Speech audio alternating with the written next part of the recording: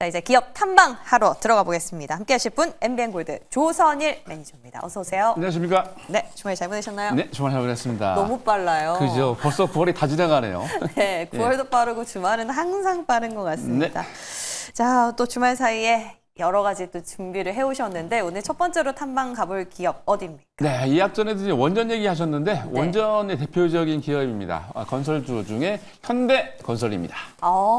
원전의 확장판으로 그렇죠, 건설하면서요. 확장판이죠. 예. 근데 현대건설이 지금 예전에 추천드리고 난 다음에 상당히 수익이 좋았었는데 그 이후에 계속 빠지고 있어서 많은 분들이 걱정을 하시더라고요. 그래서 오늘 AS 차원으로 현대건설에 대해서 집중 조명해 보도록 하겠습니다. 자, 우선 이제 첫 번째와 세 번째 제가 세 가지 이슈를 갖고 나왔는데 첫 번째하고 두 번째 이슈는 악재 이슈를 좀 조명해 보도록 하겠습니다. 자, 현대건설의 주가가 빠지고 있는 이유, 다 이유가 있었습니다. 현대건설의 자회사죠. 현대엔지니어링이 실적 추정치가 금년에 9,900억을 예상을 하고 있는데 7,700억으로 22.3% 정도 하향 조정이 되고 있습니다.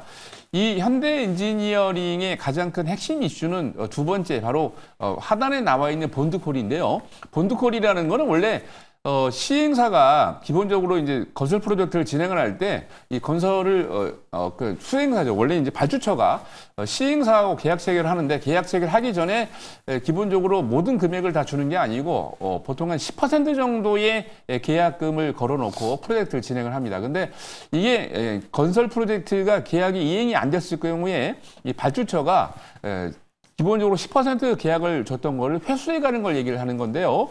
지금 이슈가 지금 폴란드에서 1,800억 그리고 말레이시아 같은 경우는 아직 이 규모가 발표되지 않았습니다만 전반적으로 말씀드린 대로 계약 체결한 전체 금액이 한 10% 정도 되기 때문에 말레이시아는 지금 1조에서 1조 3천억 정도 계약금이 전체 규모인데 그러면은 한 1,000억 정도의 본드콜 이슈가 발생을 합니다. 그래서 3분기 때 아마 2천억 정도 이상의 이 마이너스가 이상이 될 거로 예상이 되고 있는데 여기에 대한 악재는 이미 반영이 됐다라고 보여집니다. 왜냐하면 기본적으로 현대건설이 고점을 찍고 난 다음에 거의 한 3개월 이상 조정을 하고 있는데 여기에 대한 이슈가 바로 지금 말씀드렸던 현대엔지니어링의 본드콜 관련 이슈였죠. 자, 근데 이제부터는 나머지 하나는 이제 하반기 관련된 것 중에 이제 호재 이슈입니다. 바로 이제 모멘텀이 있다는 건데요. 기본적으로 최근 이번에 9월 14일 날 이라크에서 이제 수처리 관련해 가지고 4조 4천억의 계약이 체결이 됐습니다. 자, 뿐만 아닙니다. 최근에 이제 그 연말까지 해서 그룹사들의 수주 물량이 대기를 하고 있고요. 가장 중요한 거는 팰리세이드 SMR 프로젝트입니다. 이 팰리세이드 SMR 프로젝트 같은 경우는 미국의 시카고의 북동쪽으로 120km 떨어져 있는 지역인데요. 미시건주의 코번트에 위치를 하고 있습니다. 바로 이제 여러분 잘 아시는 미국의 SMR 기업 홀텍의 원전 부지에 300메가와트급의 두 기를 건설하는 건데 이 지역이 올해 2분기부터 이슈가 있었고 본격적으로 12월 달에 첫 삽을 뜨기 시작을 합니다. 근데 이게 중요한 이유가 뭐냐면 앞으로 미국의 원전 프로젝트가 1년에 100조 원 이상의 규모의 계약이 체결이 될 건데 한미 원전 프로젝트의 시발점, 바로 이제 마중물이 되기 때문입니다. 그래서 이 원전 관련 프로젝트가 진행이 되는 거고요. 거기다가 앞으로 대형 원전 같은 경우에도 EPC 프로젝트가 진행이 되기 때문에 현대건설 앞으로의 두 가지 이슈는 해결이 됐기 때문에 호재 관련 이슈 좀 보시고요. 그리고 전반적으로 3개월 이상 조정을 많이 했기 때문에 너무 급하게 들어가지 마시고 천천히 조정이 들어올 때 분할 매수 관점에서 보시면 좋을 것 같습니다. 안 그래도 건설주는 좀 궁금하던 찰나였어요. 왜냐하면 부동산 PF도 어느 정도 해결이 되고 있고 또 금리 인하의 수혜주로 그렇죠. 꼽히지 않습니까? 네, 맞습니다. 근데 원체 힘을 못 내가지고요. 근데 앞으로 좀 기대해볼 만한 거리가 있다. 이번에 3분기 실적 조금 걱정되긴 하는데 한번 지켜보도록 하겠습니다. 다음 기업도 바로 만나볼까요? 네, 다음 기업은 바이오 기업입니다. 바로 녹십자를 가지고 왔습니다. 녹십자요? 그죠, 오래간만이죠. 네. 네. 이 녹십자는 이제 알리그로의 미국 안채약 수혜를 받습니다. 그 녹십자의 효자 종목이 바로 이제 효자 이 프로세스 나오고 있는 신약이 바로 이제 알리글로인데요. 알리글로 같은 경우는 선천성 면역결핍증의 치료제입니다. 선천성 면역결핍증 같은 경우는 기본적으로 후천성 면역결핍증 에이즈를 잘 알고 계시는데 선천성은 잘 모르실 것 같아요. 왜냐하면 이게 이제 세포 관련해서 이제 변이를 일으키는데 보통 일반적으로 B세포 같은 경우는 전체의 55%, T세포가 25%, 그리고 거식세포가 18%의 변이를 일으켜가지고 발생을 하는데 선천성은 태어나자마자 이게 발병을 하는 거기 때문에 어린아이에 많이 발병을 합니다. 거기다가 가장 중요한 거는 X세포에 붙어 나오는 거기 때문에 X세포는 이제 남자아이에 많이 발병을 하죠. 거의 전체 발병률의 70% 이상을 남자아이가 발생을 합니다. 근데 이제 이거를 에이즈보다는 여러분들이 잘 모르고 있는 이유가 발병을 하면은 이게 돌아다니면서 그 아이가 있는 게 아니고 실내에서나 또는 무균실에 있기 때문에 우리 눈에 잘 안 보이기 때문이죠. 자, 기본적으로 이게 그럼에도 불구하고 10,000명 중에 1명 정도 발병을 하기 때문에 굉장히 많은 환자들이 있습니다. 자, 이게 중요한 이유가 뭐냐면 2023년 12월 달에 미국의 FDA로부터 미국의 판매 허가 획득을 한 이후에 작년 8월부터 지금 진행이 됐는데 1년 만에 드디어 1억 달러, 1,000억을 판매를 돌파하기 시작을 했습니다. 앞으로 매출이 꾸준하게 늘어날 수 있는 아주 좋은 효자 종목이고요. 기본적으로 차후에 프로젝트가 진행이 되는데 CEX 공정을 하고 있습니다. CEX 같은 경우는 혈액에서 굉장히 중요한데 보통 이제 양전화, 플러스 전화가 혈액에 딱 달라붙으면 어떤 게 발생을 하냐면 이게 응고되기 시작합니다. 혈액이. 그러면은 혈액이 응고되면 굉장히 몸 안에서 부작용이 많이 일어나는데 이거를 음전화와 결합을 해가지고 몸 밖으로 배출할 수 있는 그런 역할을 하는 게 바로 CEX 공정인데요. 녹십자가 이 CEX 공정을 통해 가지고 앞으로 차별화된 제품의 안전성 전략이 있고요.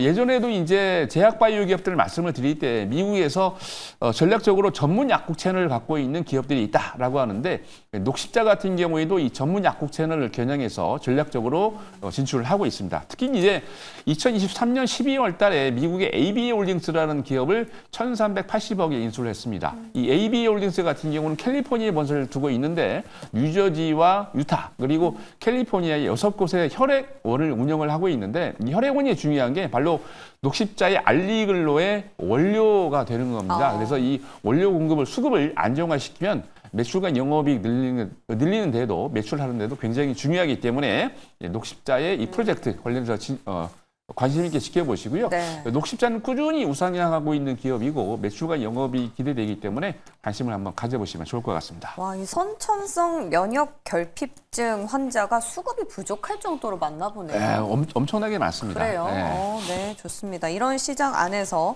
알리글로의 성과가 어느 정도씩 감지가 되고 있다고 하니까 앞으로 매출에 대한 기대감 열어두겠습니다. 자, 이제 리뷰 한번 들어가 볼 텐데요. 인하 전공입니다. 저희가 쭉 보니까 네. 9월 들어서 매수한 기업들의 이 타점이 좋았던 것 같아요. 네, 거의 이제 약간 이제 고점일 수도 있습니다만 제가 말씀드린 대로 이제 보통 이제 그 컵홀더, 그죠? 신고가를 내고 난 다음에 약간 눌러주는 그런 그게 자리였는데, 기준이었네요. 네, 그렇죠. 그래서 이제 실질적으로 수익이 좋은 이유가 바로 그런 타법을 저희가 공략했기 때문이었고요. 인허전공 같은 경우는 여러분 잘 아시겠습니다만 이제 엔진에 관련된 부품을 만드는데 한화엔진이나 HED 현대중공업이 납품을 하고 있습니다. 뿐만 아니고 반도체 쪽도 반사이익을 그리고 자동차 쪽도 반사이익을 받는데 왜 그러냐면 인화전공이 지분을 갖고 있는 기업이 바로 에어 인천입니다. 에어 인천이 물류 프로젝트를 진행을 하면서 기존에 있던 현대글로비스에 갖고 있던 물량을 반도체와 자동차 부품에 관련된 이송, 물류 배송 관련돼서 지분을 갖고 있기 때문에 거기에 대한 매출이 많습니다. 그래서 이 반도체뿐만이 아니라 이 조선업의 슈퍼사이클에 적용이 되는 그런 프로젝트의 반사이익을 보고 있기 때문에 관심 있게 지켜보시고요. 2차 목표 가격은 64,000원으로 상향 조정하도록 하겠습니다. 네, 좋습니다. 조금 더 지켜보도록 하고요. 자, 이제 오늘 시초가에 노려볼 기업 어딘지 공개가 될 차례인데 우리 매니저님께서는 참 간지러운 부분 잘 긁어주시는 것 같아요. 안 그래도 방사는 이렇게 확 눌리진 않는데 뭔가 이게 가는 건지 안 가는 건지 애매하던 찰나에 딱 이렇게 기업을 갖고 오셨네요. 맞습니다. 오늘의 이제 전략 포인트는 바로 이제 기업은 풍산입니다. 풍산 뭐 어떤 연유가 있습니까? 네, 얼마 9월 12일이죠. 현대로터임과 함께 대구경 포탄 관련 프로젝트의 계약을 체결을 했습니다. 금년 9월부터 2031년 9월까지 6년 동안 총 8,299억 규모의 대구경 포탄 관련된 계약을 체결했는데 현대로템의 폴란드양 K2 전차에 관련된 프로젝트가 계약이 체결이 되면서 거기에 대한 반사익을 받고 있는 겁니다. 보통 이제 2022년 하나 에어로스페이스하고 현대로템이 폴란드양 계약 체결을 하면은 보통 한 2개월 내지 3개월 이후에 이 관련된 프로젝트가 진행이 됩니다. 왜냐하면 관련 포탄 관련해 가지고는 풍산이 바로 제주에서 납품을 하고 있기 때문입니다. 앞으로에 관련된 이슈가 부각이 되면서 기존에도 이제 풍산 같은 경우는 꾸준하게 수익을 내고 있는 기업인데